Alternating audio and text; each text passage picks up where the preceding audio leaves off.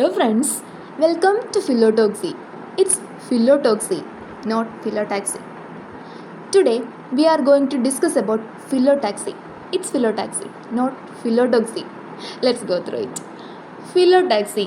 ഈ പദം ഉണ്ടായിരിക്കുന്നത് ഫിലോൺ ആൻഡ് ടാക്സിസ് എന്നീ രണ്ട് ഗ്രീക്ക് പദങ്ങളിൽ നിന്നാണ്. Phyllon means leaf and taxis means arrangement.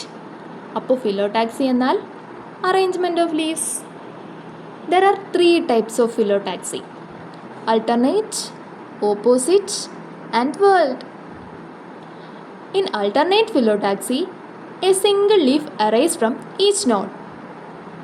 There are two pictures in the slide. The first one is bougainvillea. അവിടെ ഒരു പോയിന്റ് മാർക്ക് ചെയ്തിരിക്കുന്നത് നിങ്ങൾക്ക് കാണാൻ സാധിക്കും. അതാണ് node.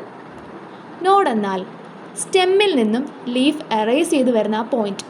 That is node. Here ഒരു നോഡിൽ നിന്നും ഒരു ലീഫ് അറൈസ് ചെയ്ത് വരുന്നതായിട്ടാണ് കാണുന്നത്.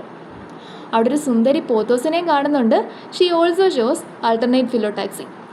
Some other examples are hibiscus, mango tree, mustard, sunflower, coconut tree, etc.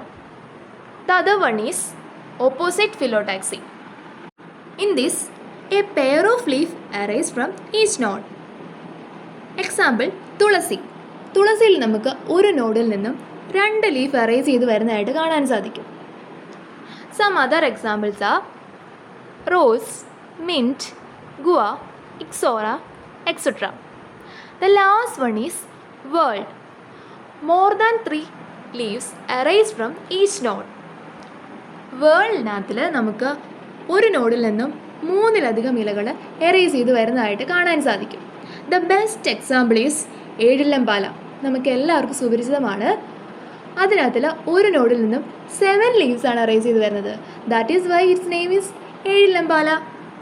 Other examples are arali, asparagus, cypress, pineapple, etc. നമുക്ക് ചുറ്റും ഒരുപാട് ചെടികളുണ്ട്. അവയിലൊക്കെ നമ്മൾ ഈ ഡിസ്കസ് ചെയ്ത ഫിലോടാക്സികളും അവയുടെ കോമ്പിനേഷൻസും ഒക്കെ ആയിരിക്കും കാണുന്നത്. അപ്പോൾ ചുറ്റുപാടുമുള്ള ചെടികളൊക്കെ നിരീക്ഷിക്കുക, അതിനെ ലിസ്റ്റ് ചെയ്യുക. അപ്പം bye from phyllotaxy. Thank U.